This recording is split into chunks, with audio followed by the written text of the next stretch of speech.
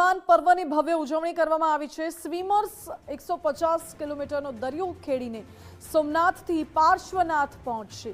Rajkot district swimming association દ્વારા તેનું આયોજન કરવામાં આવ્યું છે। 10 દિવસમાં 150 કિલોમીટરનું અંતર કાપવાનો ચેલેન્જ છે।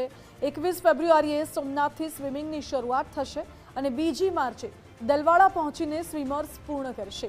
3 સ્વિમર્સ અને 4 કાર્યકરની ટીમ દરિયામાં ઉતરશે।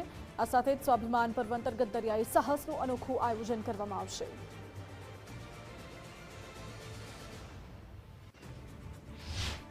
વડાપ્રધાન નરેન્દ્રભાઈ મોદી દ્વારા સોમનાથ સ્વાભિમાન પર્વની ઉજવણીની શરૂઆત કરવામાં આવી છે અને આ ઉજવણી 1 વર્ષ સુધી ચાલનાર છે અને જેના જ ભાગરૂપે અલગ અલગ વિદ્યાર્થીઓ અને ટ્રસ્ટો દ્વારા આની ઉજવણી કરવામાં પણ આવી રહી છે અને સ્વિમર્સો દ્વારા એક અનોખી ઉજવણી છે તે કરવા જઈ રહ્યા છે।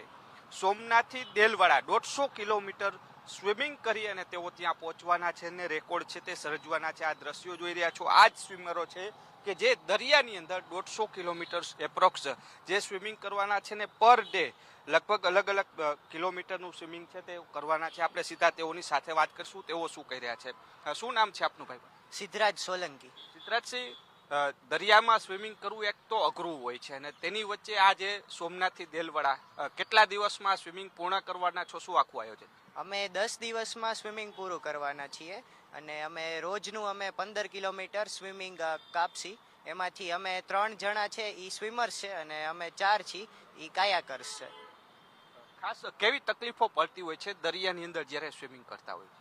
તકલીફોમાં ક્યારેક જેલીફિશ કે ઈ આવે ત્યારે થોડીક તકલીફ પડે। જેલીફિશ ને તીખી માછલી આવે ત્યારે તકલીફ પડે થોડીક। બેન, આપે તો દરિયામાં સ્વિમિંગ પણ કર્યું છે, કેવા પડકારો રહ્યા છે?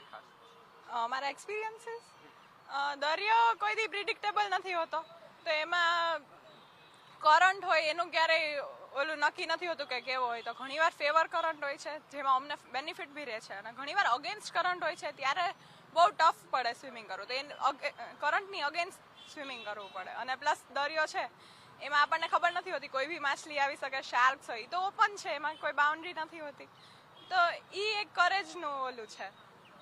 ખાસ સ્વાભિમાન પર્વના નિમિત્તે આ આખી ઇવેન્ટનું આયોજન કરવામાં આવ્યું છે અને સોમનાથથી શરૂઆત થવાની છે, શું કહો છો તેને? સોમનાથથી ક્યાં સુધી જવાના છો? સોમનાથથી અમે દેલવાડા જવાના છીએ, શિવજીથી પાર્શ્વનાથ દાદા। આપનું શું કેવું છે બેન? ખાસ જે દરિયામાં જવાના છો કેવું લાગશે? શું એક એક્સપિરિયન્સ ભૂતકાળનો શું રહ્યો છે આપનો? અમારું તો એક્સપિરિયન્સ બહુ જ સારું રહ્યું છે। છેલ્લે મેં 2-3 કોમ્પિટિશન પણ રમી છે દરિયામાં। એવું કશું હાદસો એવો થયો નથી કોઈ જોડે કે કોઈને આપણે ઇમરજન્સીમાં લઈ જવું પડે। તો અત્યાર સુધીનું અમારું એક્સપિરિયન્સ સારું જ છે અને આગળ બી અમે કોમ્પિટિશન કરવા જઈ રહ્યા છીએ એમાં બી સારું જ રહેવું જોઈએ। તો જે રીતના વિદ્યાર્થીઓ જે સ્વિમર્સો છે તે સોમનાથથી દેલવાડા જવાના છે, ખાસ સ્વાભિમાન પર્વ નિમિત્તે આખું આયોજન છે, શું કહો? આપણા વડાપ્રધાન પરમ શ્રદ્ધેય શ્રી નરેન્દ્રભાઈ મોદી સાહેબના એક આહવાન મુજબ આપણે 2026ની સાલથી 2026 1000 વર્ષ અતૂટ શ્રદ્ધાના સોમનાથ પર્વ જે ઉજવીએ છીએ, સ્વાભિમાન પર્વ, એના ભાગરૂપે એક આ અભિયાન અમે સાહસિક અભિયાન જેને કહી શકાય કે જે મોદી સાહેબ પણ આહવાન કરે છે કે બાળકો સાહસિક હોવા જોઈએ, એનામાં એક સ્પોર્ટ્સની સ્પિરિટ હોવી જોઈએ। તો એ આખું ધ્યાનમાં રાખી બાબતને અને આ અભિયાન અમે શરૂ કરેલ છે કે જે 21 તારીખથી 2 માર્ચ સુધી રહેશે, 21 ફેબ્રુઆરીથી 2 માર્ચ સુધી। તો જે રીતના 21 તારીખથી આની શરૂઆત થવા જઈ રહી છે, શું કહો છો? ઓલિમ્પિક ગેમ પણ આવી રહી છે અને ઓલિમ્પિકનો ભાગ પણ કહેવાય છે। હા, ઓલિમ્પિકમાં ઘણી બધી ઇવેન્ટ્સ રમાય છે, જેમ કે કયાકિંગ છે, સી સ્વિમિંગ છે, અત્યારે ટ્રાયથલોન પણ રમાય છે જેમાં સી સ્વિમિંગનું પણ મોટું પાર્ટ છે। એટલે અમે હમણાં 2030માં કોમનવેલ્થ જે થવાની છે એના અંતર્ગત જ આપણે સી એક્ટિવિટી, જેમ કે ખાલી અત્યારે પોરબંદર અને દીવમાં જ થઈ રહી છે, તો અમે બીજા બીચીસ એક્સપ્લોર પણ કરી છે જ્યાં આવી નવી નવી ઇવેન્ટ થઈ શકે। જે રીતના વાત કરીએ, કોમનવેલ્થ ગેમ્સ પણ આવી રહી છે અને તેની વચ્ચે ખાસ વડાપ્રધાને જે આહવાન કર્યું છે તેના ભાગરૂપે આ સ્વિમર્સો છે તે સોમનાથથી દેલવાડા સુધી સ્વિમિંગ કરીને દરિયાની છે તેની સામે બાથ પીડીને તેઓ ત્યાં પહોંચવાના છે।